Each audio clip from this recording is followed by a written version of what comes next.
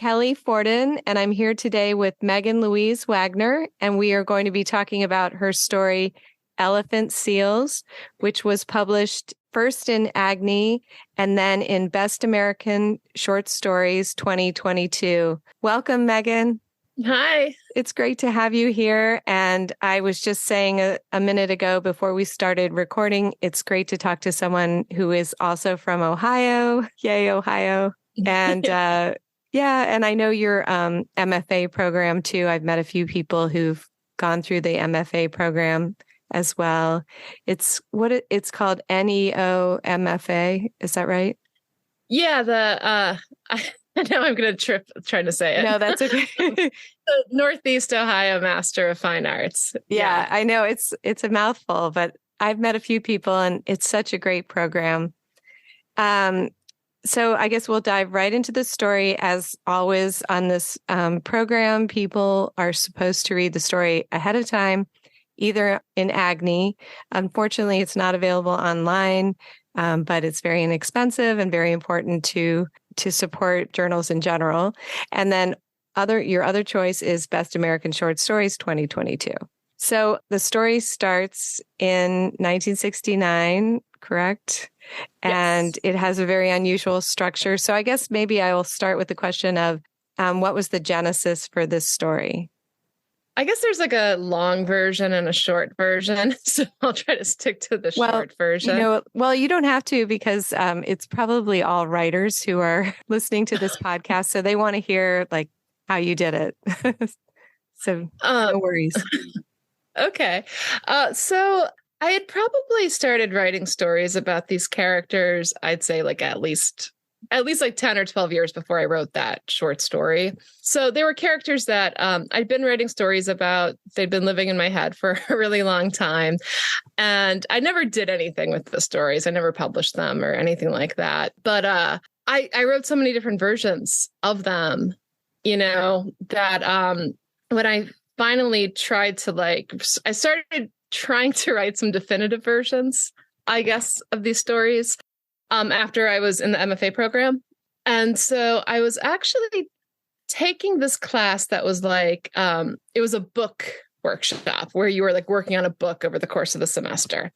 And I was actually focusing the book on, I guess, Paul and Diana's son, Liam, who's mentioned in the story, and his son, Henry. And, I'm like, okay, I'm going to focus this just on them. And it's in the present. But I'm like, I have all these great stories about the grandparents' generation. And I wanted to include a chapter, like a flashback chapter. And I started writing it, and it soon became like 100 pages long. And I'm like, I can't have a 100-page chapter about this kid's grandparents in the middle of this novel. So I started trying to figure out some creative ways to condense it. I'm like, how can I condense this to 20 pages? And, I'd been taking some nonfiction classes at the time that were kind of focused on fragmented experimental forms. And so I started just kind of playing around with different ways to condense, I guess, Paul and Diana's story. I think that was the genesis of it was how do I condense all these stories I've been writing for so long into one definitive version, and also something that's not 100 pages. So you literally started saying, in this version, he does this, and in this version, she does that, and just sort of brainstorming, trying to figure out which direction to go in.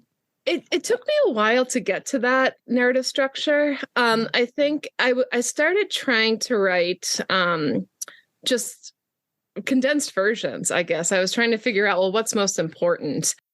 And in the process of that, I probably wrote 5 or 6 different short story length kind of chapters. But I kept having the same problem. They kept becoming 25, 30, 35 pages. And I'm like, no, I have to scale it back. And then in the middle of all this, the pandemic happened. And, right. Everyone kind of weird during the pandemic. And and just one day I was just walking around, and I was just thinking about I was walking around Lakewood in Ohio. Yeah, and I know it. Yeah. And I lived in Lakewood so many intermittently over the course of like 20 years, in all these different places. And I'm walking past places I used to live and places I used to go. And they just felt like different versions of me that had those memories at that point. And that was when I kind of finally heard the voice. Oh, in this version, Paul and Diana go to see the elephant seals. Okay. And then, so then once I had that voice that like in my head, I was able to knock out a 20-page version of the story. Finally. Okay. So I'm curious because everybody struggles for years, and you hear about, I've done it and I've heard other people say it, like literally a decade, you're trying to work on something. So I'm curious if you are willing to talk about it, when they first appeared in your mind, and then, when you finally got it. So like when I first created the characters? Yeah. Okay. So the first characters I created from the story were Helen and Hank. Because I used to write a lot of stories about their son. I should probably mention too that like I'm a big fan of like soap operas and comic books, and so okay. A lot of I think is there a parallel in the story to a soap opera? I would say like in the multi-generational aspect of it, maybe. I think probably more of my influence from comic books, I think. Okay. Tell me a little bit more about that. Okay. When I was a kid, I read a lot of like DC comic books, and you're talking to someone who has like no background, so you'll have to fill me in. Sorry. Okay. No, it's okay. So DC, that's like Superman, Batman, Justice League, Flash. And Superman is from Cleveland. I mean, was created in Cleveland, right? Yes, that is right. And so DC Comics, I will try to condense this really quickly, so it's not the whole okay. Comics, but they have a history of using multiverses in their comics. They have different worlds, and occasionally like the superheroes from like Earth 1 and Earth 2 and Earth X will all get together with the different versions of themselves. And I grew up like reading those kinds of comics, and so I've always just loved multiverse and alternate dimensions and just that whole trope. Right. I guess. Yeah. And it's so wild because, that makes total sense. But the way you did it in such a realistic fashion, like, there's no like extraterrestrials involved. There's no superheroes involved. There's, it's like the real world, and yet the different versions of the real world. I found that really fascinating. And then, okay, tell me a little bit about Castor and Pollux and, Helen, and like, so when did they arrive? Because I thought, I have a theory, but I'm hoping you'll tell me more about it. Sure. Actually, so I had been writing, I've always been really fascinated by the Castor and Pollux myth. Okay. And I'd actually been writing this totally different story involving it. And I think that was when I came across the little tidbit about how it was actually Pollux and Helen of Troy who were the, I guess, biological siblings. As far as that whole myth goes, they were the ones who were like the same egg, the children of Zeus, which I kind of tell a little bit of that story in Elephant Seals. And I think I had just got it in my head, like, that's really interesting. Like, because you never hear about Helen and Pollux. You never even hear that Helen of Troy had a twin brother. Yeah. And so it seems like there were, well, I just looked it up on Wikipedia, so I have no background in this either, but there are different versions of that story. But in every version of the story, Castor is the mortal son and Pollux is the divine one. And then obviously Helen is always Helen, but their relationships are different. So there's all these different stories. Yeah. And then I think Clytemnestra is Castor's sister. Clytemnestra, who's I think famous from being in I'm going to probably botch this, but that's okay. She's like the wife of Agamemnon, like in the Trojan War. Yeah. So there's like plays and everything written about her and all that. But so when I think I first created Helen's character, I gave her like a twin brother who died when she was a teenager. And I named it Pollux, and that was just always part of her backstory. And yeah, just after years of writing these stories, and mostly for fun, like I said, it was like my hobby. I never did anything with them. Yeah. I think I was like, oh, well, what if like Helen's brother didn't die? And I think I did like a soap opera thing. Like he shows up at her door when they're in their 30s. And I started writing stories then like, okay, like Helen and Paul, like as adults. And, right. Like I said, I just kept writing different versions. The story starts in 1969. I noticed that in every version of the story, Helen is alive. I think so. In most of them, yeah. I was just wondering if there was an absolute parallel to the Pollux and Castor story. Oh, I wish there was. That's okay. I just thought I would ask because I could, I wasn't sure. There are so many different stories. I just wanted to make sure I had asked the question. Okay, but in every version of the story, the parents are dead, correct? Yes. Yeah. Okay. I think in all the versions that are in Elephant Seals. Yeah. Okay. But not in all the versions of the stories you wrote. See, yeah. I love that because I think it's really inspiring for other writers to know that 400 pages went into writing this amazing best American short story. I mean, there's a lot of work involved. Yeah, yeah. And a lot of honing. And so the other thing I was trying to wrap my mind around was all of these different versions. When you went back, you weren't saying, like in a different version, Diana has different theories about what happens. There's another Paul and Diana who never go to California because Paul never leaves Cleveland. And you never had to go back. I guess they were all going forward in time. You never had to go back and be like, but that couldn't happen in this version because such and such had happened earlier. Or was it very confusing for you? I guess what I'm trying to ask in a very inarticulate way is how did you keep all the different versions straight in your head? I think because I had already written them. Mm-hmm. Just like the old drafts of stories I never did anything with. So you had all those complete stories. Yeah. And even though I don't think I referenced them, a lot of them honestly are probably lost on old laptops that, can't even buy batteries for anymore. Right. So right. It wasn't, but I think they, they're still kind of archived in my head, if that makes sense. Yeah, I don't know if I thought too much about it. I think once I landed on this conceit of in this version, in most versions, I just kind of ran with it. And I didn't really have to think too much about what made sense and what didn't. No, that's good. That's good because I think that might scare someone, when they were drafting. Oh, I have to make sure everything lines up or there's some, perfect parallel universe in which whatever they're all at the West Side Market when they're 15 or, something. Mm-hmm. So I think that's good that they just ran forward in time. I mean, it seems more accessible, if that makes sense. Okay. So, all right, there's the Citizen Kane and the Hearst Castle.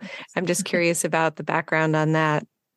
I went and visited Cambria when I still lived in California. And it was just like a quick trip up there. But I think that you pass this castle that kind of looks like it's the Hearst Castle. And there's lots of like touristy brochures and everything about it. I didn't actually go there or anything. But I think I was just kind of fascinated that you can be driving on this like road in the middle of nowhere, California, surrounded by like hills and cows and horses. And you see this castle in the distance. And yeah, it was just like a kind of almost magical visual, I guess.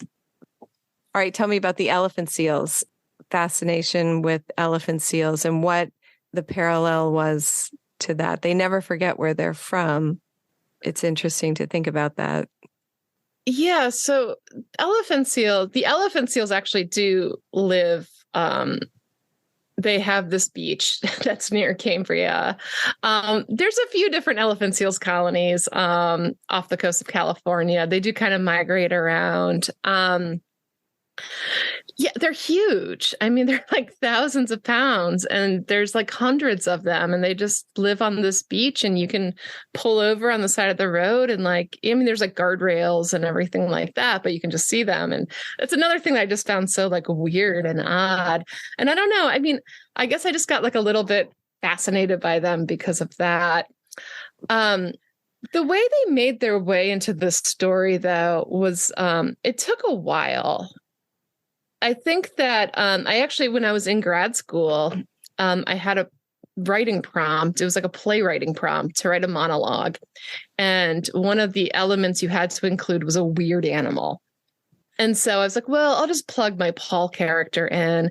And I wrote this monologue about him going to a wedding with a lady he met in AA and going to see the elephant seals. And it reminds him of like when him and his first wife saw them when they were young. And I think that monologue eventually became what's like the last like couple pages of the story. Yeah. But that was when the elephant seals came in. It was just sort of like a writing prompt, like include a weird animal. Oh my gosh, isn't that wild?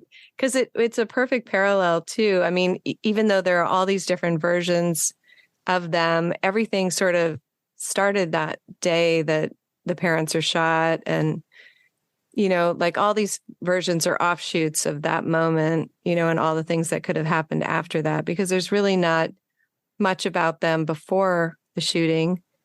Correct. I mean, there's a pivotal moment. Yeah, there's not much. And I think that just could be because it's only like a 20, or I guess it's even less. I think it's like 15 pages in Best American. But yeah, I think that's a big reason why I've definitely written more about the parents. And so I have more, I know, it's so funny because people can't see you, but I could see, and I'm thinking like, oh, she has like 700 pages on these people. So probably when I'm asking you about the story, it's probably confusing because you're like, oh, I know exactly when they were born and where they went yeah. Yeah. But in this story, everything is an offshoot of that moment. I don't mean offshoot as a pun, but yeah, I guess it is in the story because it kind of comes down to the different decisions that the kids make. Because I think it's when Paul cheats and gets away with it is when he's killed, but when Helen cheats and then feels bad is when he's spared because he's protecting her. Right. Yeah. And so it comes down to that crossword puzzle kind of moment, Yeah. Tell me about that, the crossword puzzle and the cheating and all that. So that's a moral, like a decision, a moral decision that impacts the result. Yeah. So in one of the versions of the story I wrote years ago, Paul dies when Helen's like an adult. And I had her go to his funeral, and she's like really surprised there's so many people there. This is not in elephant seals, incidentally. Yeah, that's okay. And she's surprised because all the people there are from like Alcoholics Anonymous, and I'm a recovering alcoholic too, incidentally. So I worked a lot of this into the story. I wanted to give Paul something to indicate like alcoholic behavior before he actually started drinking, before their parents were killed. So just kind of show that like he's had these alcoholic tendencies or just behavior since before any of the, quote unquote bad stuff happened in his life. And I was like, oh, well, maybe I'll have it be that he cheats at crossword puzzles. Well, so anyway, with the crossword puzzle, I guess I just kind of created this as a way to just show that Paul had these flaws as like a little kid before. Got it. The tragedy. And then he says that later in the story, he says, and she says, well, our parents were killed right in front of us. And he said, no, that's not it. It was from before. Yeah. And so in this previous version of the story I had written with Helen at her brother's funeral, I kind of worked in this whole storyline about a crossword puzzle. And I guess it carried over then into It works really well. I mean, I love the fact that it's when she cheats, he's in the freezer and she comes in to help him and then he saves her. I thought that was a really great moment. So, okay, what about Hank? Okay. How does he come in? Because he's like 2 decades older And he just shows up, and it says in most versions of the story, Diana loses her heel or whatever, trips, and then he gets, he redoes the shoe, and then they get married. And that did seem like that was an unexpected moment for me. It came out of nowhere, and then it's Helen. Sorry, who? Yeah, Helen. Yeah. So, like I said earlier, Helen and Hank were actually the first characters I created of all this. And I created them because I was writing stories about their son. And I just thought it was an interesting dynamic to have parents who, like, you have like a really young mom and like a kind of older dad. And, I gave the dad a gambling problem and gave the mom this backstory of having, I think originally she was like, like a showgirl in Las Vegas or something, to give this kid's parents some like interesting backstories. And then I think when I actually was like, oh, I should actually write, how does this even happen? How does this, girl who's probably like, 18 or 19, you end up marrying this like, Korean War vet with a gambling problem. And so I think I think many years ago, I just written this story, like this meet cute, where she thinks he's rich, but then he ends up fixing her shoe, and that's what endears her to him. And I think kind of in Elephant Seals too, there's a little bit of an implication that she's looking for a father figure. Yeah, and he also has he was shot too, so they have that in common. Yeah.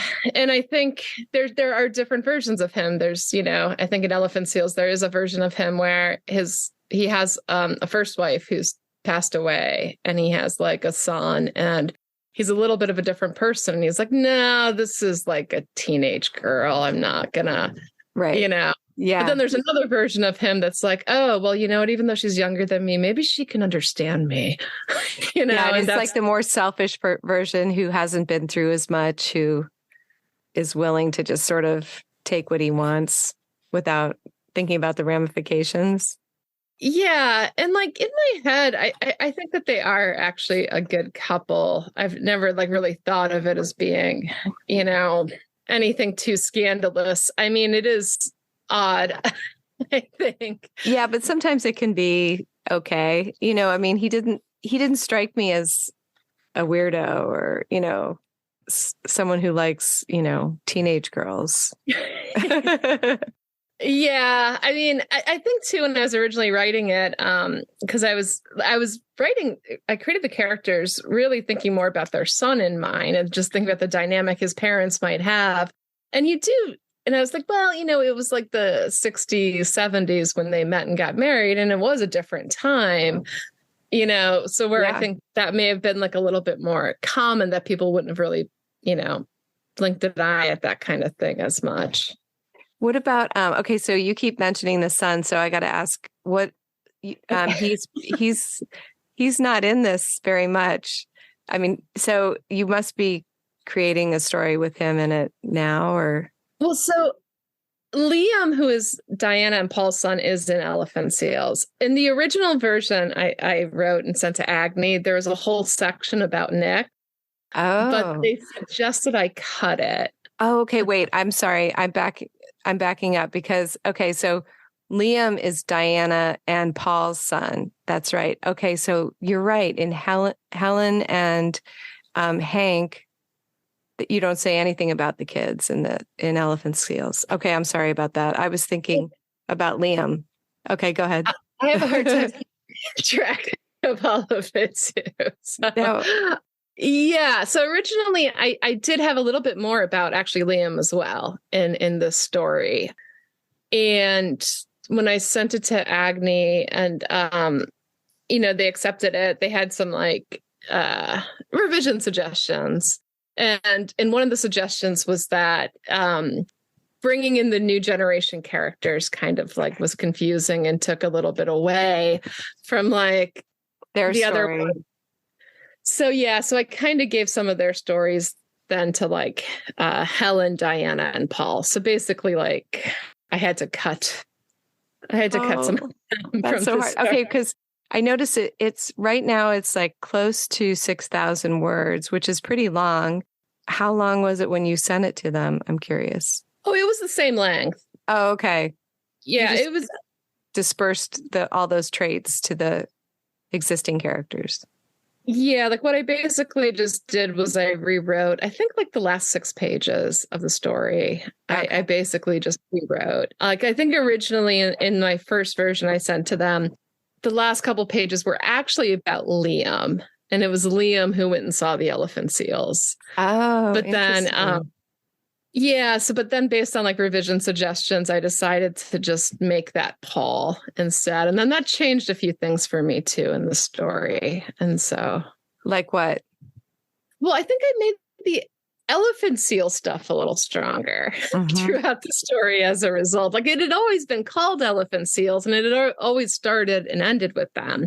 But I think when I made it Paul, I went through and I just made some of his stuff a little bit stronger because then he felt like the anchor of the story, where I don't think in my very first version, he felt like that for me.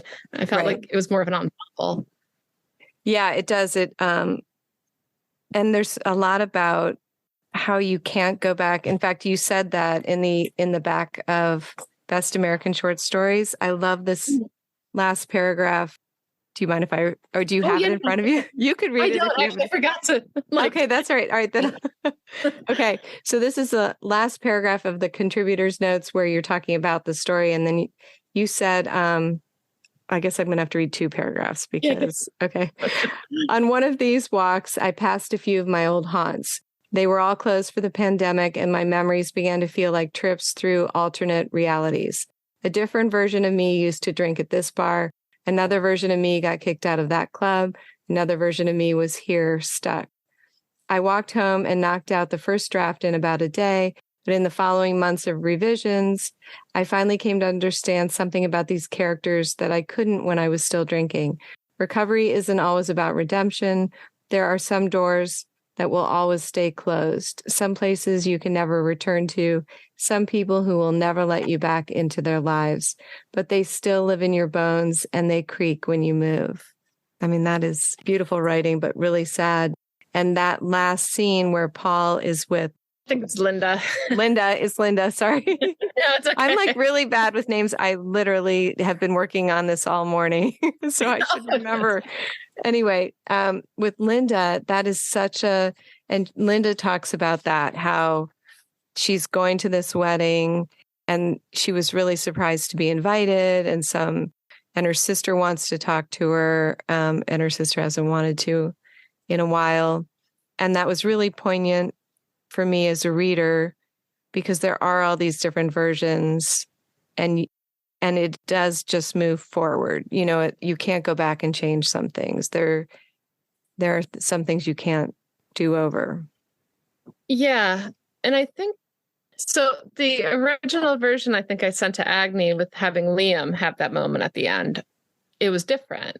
And It was more redemptive because it was like Liam's not going to make the same mistakes that his father did. Right. Like that was what the moment was supposed to convey. But when I had to cut Liam out of the story, not completely out. He still has his little moment with the braces. But when I put Paul into that situation, I think I went back to my roots. Honestly, I went back to that monologue I had written with him, and for that playwriting prompt. And I was like, okay, well, this makes it different. And it made me go like a layer deeper, I think. Yeah. It forced me to. It's really deep. I mean, go ahead, you keep going and I'll. No, all I was just going to say is that, it made me kind of confront that idea that you read in the contributor's note that just because you go through recovery doesn't mean that you're redeemed. It doesn't mean that you're now suddenly a good person and everyone's going to let you back into their life again. And, that you get everything you want. And it is a very sad, lonely revelation. But I think that's kind of what Paul has is that he's doing, he gets it. This is the version where he gets it right. This is the best version of himself, but he's still himself, I guess. Yeah. And I mean, the best stories do that. I think, I love redemption as much as the next person, but the reality is that it's always sort of tempered. You might get a best version of yourself, you get to survive, but like anyone who's reached Paul's age is not going to be unscathed, and there are going to be, people that you are estranged from or don't talk to anymore, and sadness and mistakes. And I just thought it was so real. I really loved it. It was a great ending. Oh, thank you. Yeah. Is there anything that I didn't ask you that you thought for sure I was going to ask you about the story? No, I mean, I think you asked me most of the big questions. I probably thought you might. Okay. I didn't miss any like glaring ones. Oh, if you did, it'll be something I'll remember 2 hours later. Okay, well, you can always email me and say, wait, we didn't cover this. Yeah. Thank you so much. And I wanted to also ask, what are you working on now? Are you going to do a novel and stories with these characters? Or are you on to something completely new? So I am still working on that original novel I mentioned earlier, the one that is more about Liam's character and Liam's son. Yeah, I'm working on that currently. Almost done with a draft of it. I'm still writing stories about the other characters. I actually just had a story appear in this most recent this most recent issue Story magazine that is about Nick. That's about Helen and Hank's son. Yeah, it's not explicitly tied to elephant seals, but those of you same who characters. Are you using the same names and the? Yeah. Okay. Yeah. So, so I'm still writing stories about these characters. I don't know if I'm going to do a novel in stories. I might do like a linked story collection, I think, with them. Okay. But that's probably a ways down. How many published stories about these characters do you have? Is it just the two so far about Hank and Helen? I do have another story published that's about Paul and Diana, and it's a much different version. It's like a sci-fi supernatural version. Oh, cool. Very cool. That one is published in Luna Station Quarterly, which is like a sci-fi magazine website.